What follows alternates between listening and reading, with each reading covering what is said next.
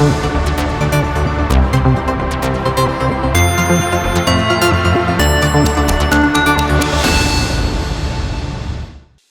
ይስጥልን ተመልካቾች፣ ከትግራይ ቴሌቪዥን የሚተላለፍ የአማርኛ ቋንቋ ዜናችን አሁን ጀምሯል። አብራችሁን ቆዩ።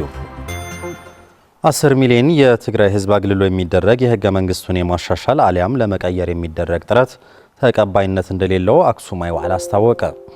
የኢትዮጵያ ምክክር ኮሚሽን ትግራይ ያልተወከለችበት ምክክር አድርጋለሁ ማለቱ ተገቢነት የለውም ያለው የአክሱማይ ዋዕላ ፓርቲ በአዲስ አበባ የሚገኙ የትግራይ ተወላጆችን ሰብስቦ ትግራይ ትመክራለች ማለቱ ህገ ወጥነት መሆኑን ገልጿል። ኮሚሽኑ በተለያዩ ክልሎች በመዞር የኢትዮጵያ ህገ መንግስት ለመለወጥ እያደረገ የቆየው ተግባር እንደተመለከተው ያሳወቀው የአክሱማይ ዋዕላ ፓርቲ ትግራይ 7% ብቻ ብትሆንም እናሳትፋታለን በማለት የትግራይን ህዝብ ክብር ለማንቋሸሽ የሄደው ጉዞ ለትዝብት የሚዳርግ መሆኑን አብራርቷል።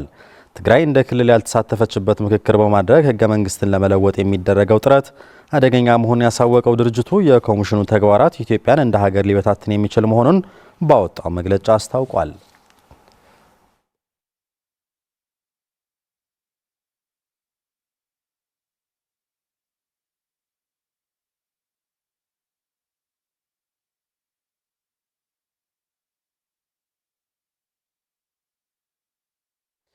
የኢትዮጵያ መንግስት ምግብና መድኃኒት በመከልከል የምዕራብ ትግራይ ተፈናቃዮች እንደ ቅጠል እንዲረግፉ በእቅድ ሆነ ተብሎ እየተሰራ መሆኑን ያነጋገርናቸው ተፈናቃዮች ገለጹ። የተፈናቃይ አስተባባሪዎች በበኩላቸው በመድኃኒትና በምግብ እጦት ሳቢያ ከምዕራብ ትግራይ ተፈናቅለው በመቀለ ከተማ አዲ ሐቂ ሁለተኛ ደረጃ ትምህርት ቤት ተጠልሎ የሚገኙ ተፈናቃዮች በየቀኑ ለሞት እየተዳረጉ መሆኑን ገልጿል። ስለሆነም የፕሪቶሪያ ስምምነት የፈረሙት አካላት በተለይም የኃላፊነት ያለበት የፌዴራል መንግስት በአስቸኳይ ወደ ቀያቸው እንዲመልሳቸው ጠይቋል። ለታደለ ዳኘው ዘገባ ታሪፍሳ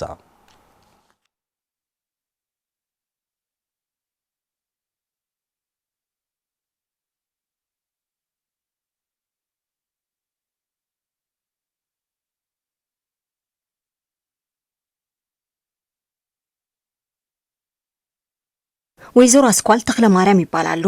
በትግራይ ጄኖሳይድ ጦርነት ሳቢያ ከምዕራብ ትግራይ ልዩ ስሙ ማይካድራ ተፈናቅለው በመቀለ ከተማ አዲ ሐቂ ሁለተኛ ደረጃ ትምህርት ቤት ውስጥ ተጠልለው ይገኛሉ። ታዲያ ወይዘሮ አስኳል አሁን ያሉበት ሁኔታ ሲገልጹ በመድኃኒት እጦትና በረሃብ ምክንያት ለተለያዩ ተደራራቢ በሽታዎች ተጋልጠው እንደሚገኙ ነግረውናል። መስተሽግር ተህማሙን ክለቀና ይኸልይ ባለኝ ተደራራቢ ችግሮች ምክንያት የያዘኝ በሽታም በቀላሉ ሊለቀኝ አይችልም። ሐሳብ፣ ጭንቀት፣ ረሃብና ጥማት አለ። የሳይበቃ ደግሞ በበሽታ ተጠቅቻለሁ። እንደምታዩኝ የአልጋ ቁራኛ ሆኛለሁ። አእምሮአችንም በጣም ተዳክሟል። የኩላሊት ችግርም አለብኝ። የሳይበቃ ደግሞ ሸረሪት ይዞኝ እንደምታዩት ቁስል በቁስል ሆኛለሁ። ሰውነቴ በጣም ቆስሏል። ተዳክሜያለሁ። ለመተኛትም በጣም አስቸጋሪ ነው። ስተኛም የሚሰማኝ ስቃይ ከፍተኛ ነው። በአጠቃላይ በረሃብና በሽታ እየተሰቃየን ያለ ነው። መድኃኒትም እንደሆነ ብዙም ስለሌለ ሊደርሰን አልቻለም። በተመሳሳይ ከምዕራብ ትግራይ ማይካድራ የተፈናቀለው ወጣት መብራቶም ወልዱም ረሃብ በወለደው በሽታ በጊዜ መታከም ባለመቻሉ ለአካላዊና አእምሯዊ ችግር መዳረጉን ይገልጻል።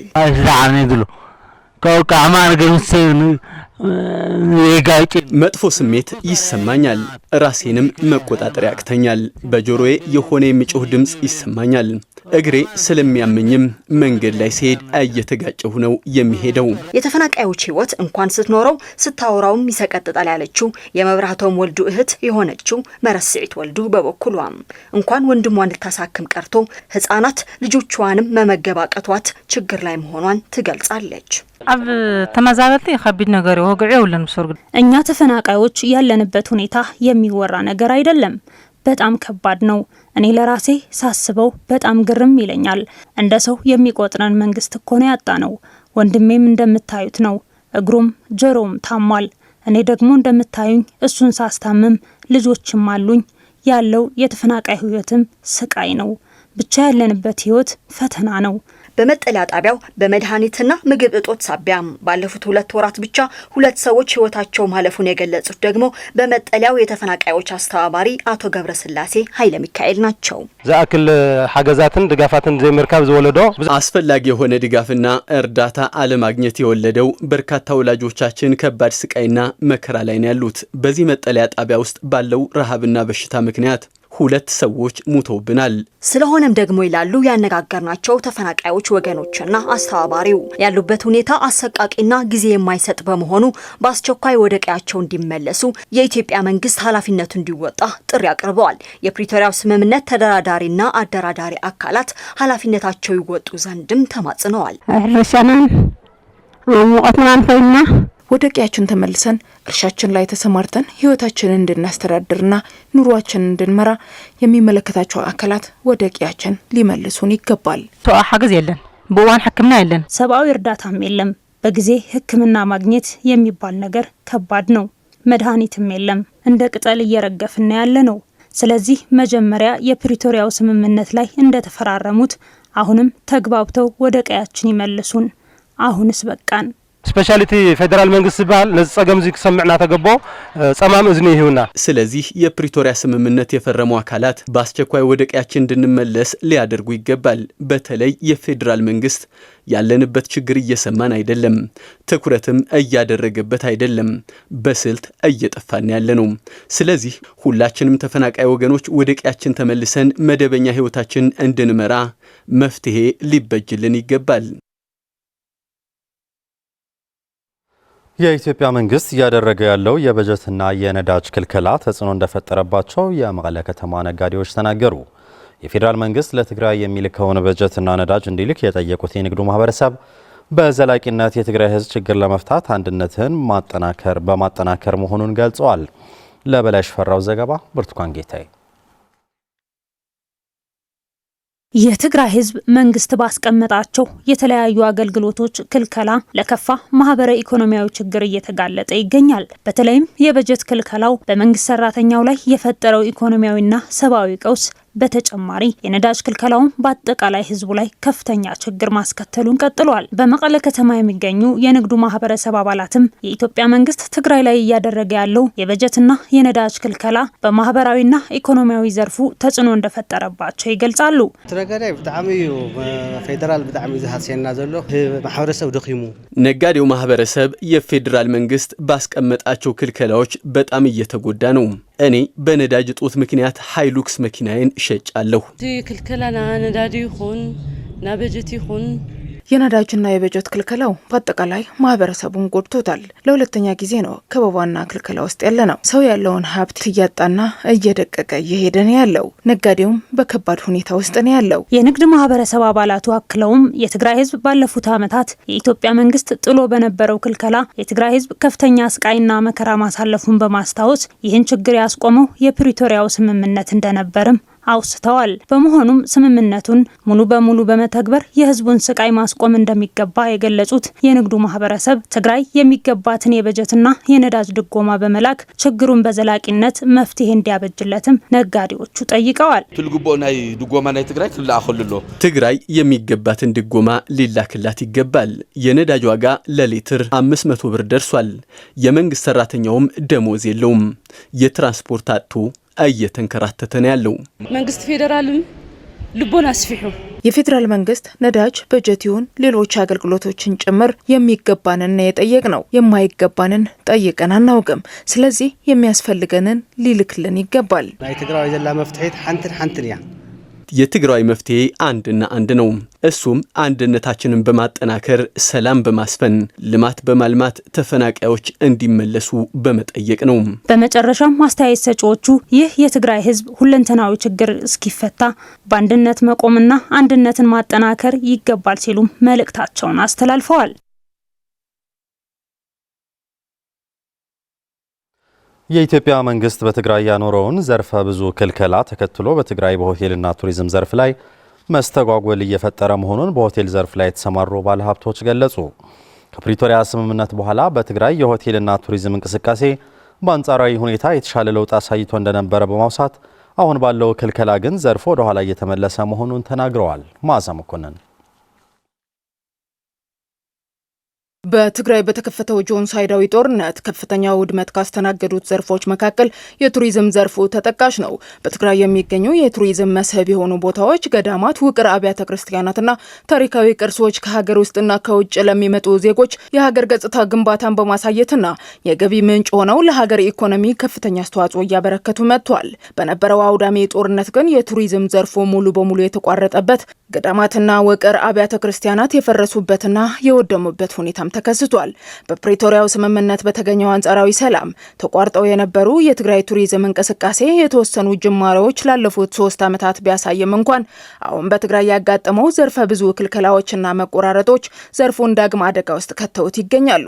በኦቅሮ የሚገኘው የኢዛና ሳይዛና ሆቴል ባለቤት የሆኑት አቶ ካሕሳይ አጽባህና የዲያስፖራ ሆቴል ስራ አስኪያጅ አቶ አማህ አስገዶም አሁን ላይ በትግራይ እየታየ ያለው ሁኔታ ከ3 ዓመት በፊት የነበረውን አካሄድ መሆኑና የትግራይ ህዝብ ዳግም ለተለያዩ ችግሮች የተጋለጠበት ሁኔታ ተስተውሏልም ብለዋል። ትልቅ ሆቴል በመገንባት በጥሩ የሆቴል ስራ እንቅስቃሴ ላይ እንደነበሩ የገለጹት እነዚህ ወገኖች በአሁኑ ወቅት ግን የኢትዮጵያ መንግስት ባኖራቸው የተለያዩ ክልከላዎች ምክንያት ስራዎቻቸው ላይ መስተጓጎል መፍጠሩንም ይገልጻሉ። ፎሬነር ልመጽእ ሰብ የለን ካብ ደገ ልመጽእ አሁን ላይ ከውጭ የሚመጡ ቱሪስቶች የሉም። በእኛ ዘርፍ በትግራይ የተለያዩ አካባቢዎች የሚገኙ አብያተ ክርስቲያናትና ሌሎች ቅርሶችን መሰረት ያደረገ እንዲሁም የሆቴል አገልግሎቶችን ነው የምንሰጠው። አሁን ግን ምንም አይነት እንቅስቃሴ የለም።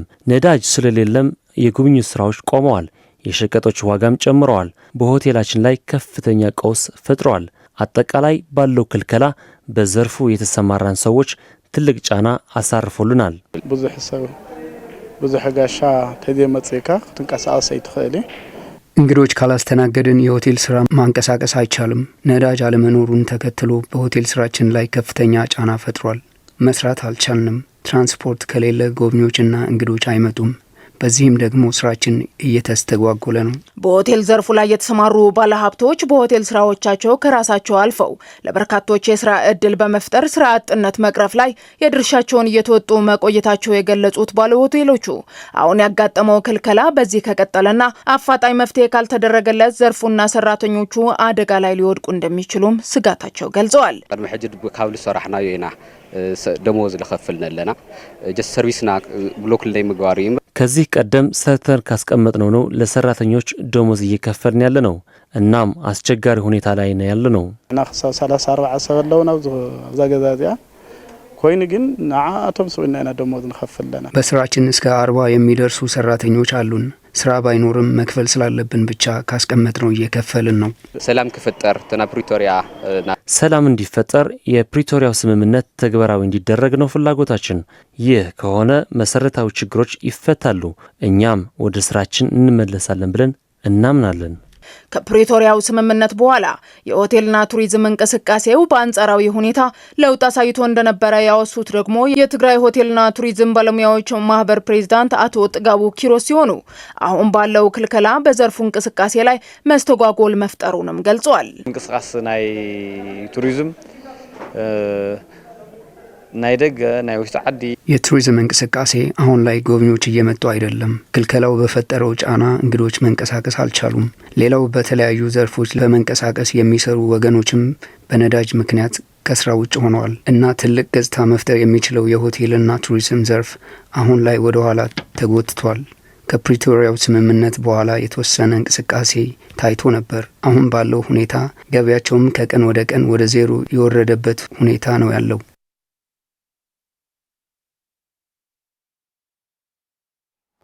በራያ አላማጣ ወረዳና በአላማጣ ከተማ ከሚገኙ ትምህርት ቤቶች በደረሰባቸው ከፍተኛ ውድመት 7 ትምህርት ቤቶች እስካሁን ትምህርት መስጠት አልቻሉም ሲል የወረዳዎቹ አስተዳደር ገለጸ። አካባቢዎቹ በኮማንድ ፖስት ስርዓት ስር በመቆየታቸው የወደሙ ትምህርት ቤቶችን መልሶ ግንባታና ጥገና ለማድረግ እንቅፋት ሆኖ መቆየቱን በማውሳት የመማር ማስተማር ሂደት በጀመሩት ትምህርት ቤቶችም ቢሆን የተሟላና ተግባራዊ ትምህርት ለመስጠት እንዳልተቻለ ተገልጿል። ስለሽ ሐጎስ ተጨማሪ ያለው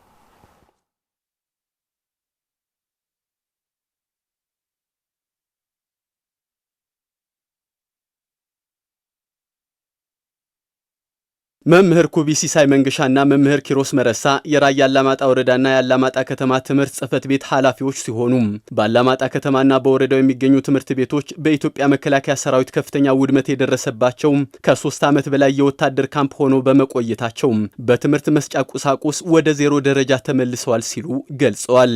ይህ ዘለናዩ ቤት ትምህርቲ ሞኖ ካላይ ብርኪ ቤት ትምህርቲ ጥሙጋ ይዝባል። ይህ ትምህርት ቤት ከክልል አልፎ በፌደራል ሞዴል የነበረ ትምህርት ቤት ነበር የነበረው። ይህ ያለንበት ክፍል በ2015 ዓ.ም በከባድ መሳሪያ ነው የተመታው። ከ200 በላይ ኮምፒውተሮችና ፕላዝማዎች ተዘርፈዋል፣ ወድመዋል። በመቀጠልም እስከ ጥር 5 2018 ዓ.ም ድረስ የመከላከያ ካምፕ ሆኖ ነበር ያገለገለው። የተማሪዎች ውጤትና ሌሎች ሰነዶች የያዙ ግብዓቶች በኮማንድ ፖስት ስርዓት ከጥቅም ውጭ ሆነዋል። ኮማንድ ፖስት ልባል ህዝቡን ለነበረ አብያተ ትምህርት ቤተ መጻሕፍት ልባል ነገር የለ። በመከላከያ ኮማንድ ፖስት ስር ተይዘው የነበሩት 7 የአላማጣ ከተማ ትምህርት ቤቶች የማሪያ ዴስክ፣ ኮምፒውተር፣ ቤተ መጻሕፍትና ቤተ ሙከራዎች ሙሉ በሙሉ ወድመዋል። የትግርኛ መመሪያ መጻሕፍቶችም ተሰብስበው እንዲቃጠሉ ተደርጓል። ከ80 በላይ ኮምፒውተሮች ተዘርፈዋል፣ ወድመዋል። ወንበሮች እንደማገዶ ተጠቅመውባቸዋል። በራያ አላማጣና በአላማጣ ከተማ የሚገኙ ትምህርት ቤቶች ውስጥ በደረሰባቸው ከፍተኛ የሆነ ውድመት 7 የሚሆኑ ትምህርት ቤቶች ወደ መማር ማስተማር ሂደት መመለስ አለመቻላቸውን የሚገልጹት ኃላፊዎቹም ለተከታታይ ዓመታት በመከላከያ ኮማንድ ፖስት ስር መቆየታቸውን ተከትሎ በትግራይ መልሶ ግንባታ ጥገናና ግንባታ እንዲሁም መጠነኛ የግብአት አቅርቦት ያልተደረገላቸው በመሆኑም የመማር ማስተማር ሂደት የጀመሩ ትምህርት ቤቶችም ቢሆን የመማር ማስተማር መርሃ ግብርን ያሟላ ትምህርት መስጠት እንዳልቻሉ ያስረዳሉ። 45 ዓመቱ ካብ ከይድ መሃር ምስትምሃር ወጻይ ትምህርት ቤቱ በተከታታይ 4 ዓመት ትምህርት መስጠት ባለመቻሉ ከ1400 በላይ የሚሆኑ ተማሪዎች ከትምህርት ውጭ ናቸው። አብዛኞቹም ተስፋ በመቁረጥ ስደት ምርጫ በማድረግ ተሰደዋል። መከላከያ ለቆ ከወጣ በኋላ ትምህርት ለማስጀመር ብናስብም ከደረሰበት ከፍተኛ ውድመት አኳያ መጀመር አልተቻለም። በራያ አላማጣ ወረዳ ካሉት 64 ትምህርት ቤቶች ውስጥ 7ቱ ትምህርት መስጠት አልጀመሩም። መስጠት የጀመሩት 56 ትምህርት ቤቶችም ከቀለም ውጪ ምንም አይነት ቁሳቁስ የላቸውም። መምህር ምስትምሃር በደይ ቤተ መጻሕፍት ያለ በቂ ቤተ መጻሕፍቶች ያለ ኮምፒውተር ቤተ መጻሕፍትና ቤተ ሙከራዎች ነው በጠመኔ ብቻ የታገዘ ትምህርት እየሰጠን ያለ ነው። ይህም ትምህርት መስጠት ጀመሩ ከማለት ውጭ የትምህርት መስጫ መርሃ ግብር ጠብቆ መስጠት አልተቻለም። እንደ ትግራይ መልሶ ግንባታ ጽፈት ቤት ስራና ድጋፍ ያልተደረገላቸው የራያ አላማጣ ወረዳና አላማጣ ከተማ ውስጥ የሚገኙ የወደሙ ትምህርት ቤቶች ወደ ነበሩበት ደረጃ ለመመለስ የብዙ ባለድርሻ አካላት ድጋፍ እንደሚያስፈልግ የትምህርት ጽፈት ቤት ኃላፊዎችና ርዕሰ መምህራን ጥሪ አቅርበዋል። በሓደ ኤንጂኦ ይትረፍ በሓደ ናይ ክልል መንግስቲ ምስሩ ዚ ቤት ትምህርቲ ናይ ብዙ ዓመት ንብረት ስለዝነበሮ ትምህርት ቤቶቹን ወደ ነበሩበት ደረጃ ለመመለስ በአንድ አካል ወይም ድርጅት በሚደረግ ድጋፍ ማሳካት ፈጽሞ አይቻልም። በመሆኑም የትግራይ ተወላጆች መንግስት፣ የበጎ አድራጎት ድርጅት የተቀናጀ ድጋፍ ይሻል። በመሆኑም ሁሉም በመረባረብ የተማሪዎች የመማር ዓለም አቀፍ መብት እንዲያስከብሩ ጥሬን አቀርባለሁ። ትናይ መምህር አቅሚት ናይ መምህር ዘሎ ተሓሲብ ዘሎ ሕሴት የትምህርት ስርዓቱን በተሟላ ለመስጠት አንደኛው በመምህራንና ከደረሳቸው የስነ ልቦና ጉዳት እንዲያገግሙ ተማሪዎችም እንዲሁም የቤተ መጻሕፍት፣ የቤተ ሙከራ፣ የአይሲቲ ማዕከል ግብአቶች ማሟላትና የመመሪያ ክፍሎችን ጥገና እንዲደረግላቸው የተሟላ ድጋፍ እንዲያደርጉልን እንጠይቃለን። የህዝቦች ትብብር ለሰላም በሚል መሪ ቃል በተካሄደው የምክክር መድረክ የህዝቦችን መልካም ግንኙነትን ማጠናከር ሰላምን ለማጽናት ወሳኝ መሆኑን ተገለጸ። በመሆኑም ሁሉንም የሚመለከታቸው አካላት ህዝብን በማስቀደም የህዝቦችን ስቃይና መከራ በመግታት ላይ አጠንክረው ሊሰሩ እንደሚገባ ተጠቁሟል። ሙሉ ብርሃን ዳርጌ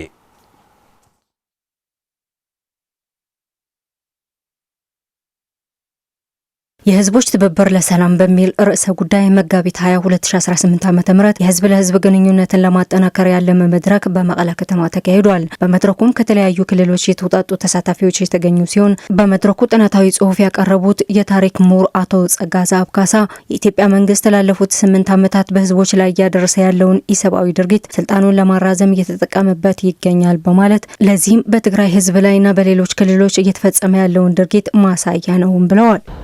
ስርዓት አልበኝነትና ህዝብ አጥፊ ጦርነት ወይም ጄኖሳይዳዊ ጦርነቶች የሁለንተናዊ ቀውሱ ማሳለጫ መሳሪያዎች፣ የስልጣን ማስጠበቂያ፣ የስልጣን ማግኛ መሳሪያ መሆናቸው። ከፌደራል መንግስትና በክልሎች መካከል ያለው ግንኙነት ምን ይመስላል?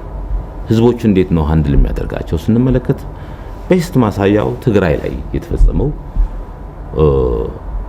ድርጊትና የተፈጸመውና እየተፈጸመ ያለው ባለፉት 8 ዓመታት ጥናታዊ ጽሁፉን ያቀረቡት አቶ ጸጋዝ አብካሳ ይህንን በደል ለመግታት የህዝብ ለህዝብ ግንኙነቶችን በማጠናከር መታገል ወሳኝ ሆኖ በአሁኑ ሰዓት ላይ ዋና መሰረታዊ ጥያቄ ሁሉ ነገሩ ተገፎ የህልውና እንዲሆን ነው መኖር አለ መኖር ሄሊ ሲሚላርሊ ነው የአማራ ህዝብ ጥያቄም ተመሳሳይ ሆኗል የአፋር ህዝብ ጥያቄም ተመሳሳይ ሆኗል የአገው ህዝብ ጥያቄም መኖር እንቀጥላለን አንቀጥልም እንኖራለን አንኖርም ከሀገር አልፎ እንደ ህዝብ እንደ ማንነት እንደ አንድ ኤንቲቲ እንኖራለን ወይ ወደሚል ደረጃ የኦሮሞ ህዝብ ጥያቄም ይሆናል የሶማሊያ ህዝብ ጥያቄም ይሆናል አጠቃላይ የህዝቦች ጥያቄ ይሄ እንዲሆኑ ከተለያዩ ክልሎች ማለትም ከአማራ ከአፋርና ከአገው የተገኙ የመድረኩ ተሳታፊዎች በበኩላቸው በህዝቦች መካከል ምንም አይነት መቃቃር የለም ያሉ ሲሆን ህዝቦች ሲገናኙና አንድ ሲሆኑ ሰላም እንደሚጸና በሰጡት አስተያየት ተመላክቷል። ሲፈጠር በማንነቱ ክፉ ሰው የለም። መሪዎች ክፉ ያደርጉናል፣ ደግ ያደርጉናል። መሪዎች እኛን ይቀይሩናል፣ ጥሩም ያደርጉናል፣ መጥፎችም ያደርጉናል። መሪ ልክ እንደ ወላጅ አባትና እናት ማህበረሰብ ለመሪ እንደ ልጅ ነው መሪ ነው በቃ ሼፕ ማድረግ የሚችል የትግራይ ህዝብ ከኤርትራ ህዝብ ጋር ይገናኝ ህዝብ ለህዝብ ለሰላም እስከሆነ ድረስ የአፋር ህዝብ ከትግራይ ህዝብ ጋር ወንድሞቹ ናቸው ይገናኝ አንድነት ይፍጠር ይነጋገር በችግሮቹ መሃል መፍትሄ ያመጣል ሲነጋገሩ የትግራይ ህዝብ ከአገው ህዝብ ጋር ይነጋገር ወንድሞቹ ናቸው የትግራይ ህዝብ ከአማራ ህዝብ ጋር ይገናኝ ይነጋገር መፍትሄ ያስቀምጥ የህዝብ ለህዝብ ግንኙነቶችን በማጠናከር በህዝቦች ጫንቃ ላይ ያለውን ግፍና መከራ እንዲያበቃ በጋራ መቆም እንደሚገባ የገለጹት ተሳታፊዎቹ በመሆኑም ለዘመናት የተዋለደና የተጋመደን ህዝብ ሰላሙን በማጽናት አንድነቱን በማጠናከር ወደፊት መጓዝ ይኖርበታልም ብለዋል። አሁን የኢትዮጵያ ህዝብ የጋራ ታሪክ ያለው በሃይማኖቱ በእሴቱ በኢኮኖሚያዊ ትስስሩ ከሚናገረው ቋንቋ አንዱ ህዝብ ከሌላ ህዝብ ሊለይ ካልሆነ በስተቀር ከዛላምበሳ እስከ ጅጅጋ እስክትገባ ሌሊቱ ሙሉ በሰላም የምትሄድበት ሰው የማይጠይቅህ የነበረ አገር ኦቨርናይት ባፍጢሙ ለምትደፋ ያ ሁሉ ክብር ያ ሁሉ መተሳሰር ያ ሁሉ ሃይማኖት እንዴት ብሎ አፈርድም ይበላ ምንድነው ዝም ብሎ ከሰማይ ዱብ ስላለ ሰላም ለልማት ሰላም ለዲሞክራሲ ሰላም ለማህበራዊ ወሳኝ ነው የሚል እምነት አለን። ሰላም ስትል ሰላም ፈላጊ መኖር አለበት። አንተ ብቻ ሰላም ስላልክ ለምሳሌ ይሄ እጅ ስታንጨበጭብ ይሄ እጅ ከሌለ ይሄ አንዱ እጅ ብቻ ማንጨብጨብ አይቻልም። የህዝቦችን ሰላም ለማጽናት የህዝብ ለህዝብን መልካም ግንኙነት ከማጠናከር ባሻገር የትላንትን ስህተትና ጥፋትን በማረም ሁሉንም የሃይማኖት አባቶች፣ ልሂቃን፣ ፖለቲከኞችና ህዝቦች በመነጋገርና በመወያየት መግባባትን በመፍጠር በአሁኑ ሰዓት የህልውና ጉዳይ የሆነውን ሁለንተናዊ የህዝብን ስቃይና መከራ ማስቀረት እንደሚቻልም ጠቁመዋል። በህዝቦች መካከል ያለ ግንኙነት ለሰላም በጣም መሰረታዊ ነገር ነው። መጀመሪያውንም ይሄን ማሰብ ስላልቻለች ነው ይች ሀገር ይሄ ህዝብ ወደዚህ መቀመቅ ይገባው። መኖርና ያለ መኖር መንግስት ሰራተኛ ደሞዝ መክፈል አቁሟል። ሰዎች እኮ በነዳጅ እጦት እኮ ሆስፒታል አይደር አሁን ትናንትና የሰማሁት ዜና አይደር በነዳጅ እጥረት አቁም ያሉ ግልጋሎት ብሏል። ስለዚህ የመኖርና ያለ መኖር ጉዳይ ነው። በመጨረሻ በየመን የሚገኙት የሁቲ አማጽያን አዲስ ጥቃት በእስራኤል ላይ መጀመራቸውን አስታወቁ። አንድ ወር በሞላው የእስራኤል ኢራን ጥቃት ለመጀመሪያ ጊዜ ወደ እስራኤል ጥቃት ማድረስ የጀመሩት የሁቲ አማጽያን በርካታ ሚሳኤሎችን ወደ እስራኤል በመተኮስ ወደ ጦርነቱ መቀላቀላቸውን ገልጸዋል። በዚህ የሁቲ ጥቃት የእስራኤል ወታደራዊ ካምፖች ኢላማ ማድረጋቸውን አክለዋል። እስራኤል በበኩሏ ከኢራን ከሚተኮሱ የሚሳኤልና የድሮኖች ጥቃት ይልቅ ከሁቲ የሚተኮሱ ሚሳኤሎች የበለጠ ስጋት እንደሚፈጥሩ ገልጻለች። ይሁንና በሁቲ የሚተኮሱ ሚሳኤሎች በእስራኤል ጠንካራ የአየር መከላከያ አይረንዶም ማክሸፍ በመቻሉ ጉዳቱ መጠነኛ መሆኑን እየተገለጸ ነው። የሁቲ አማጽያን በኢራን መንግስት ሁሉም አይነት ድጋፍ እንደሚደረግላቸው ይገለጻል።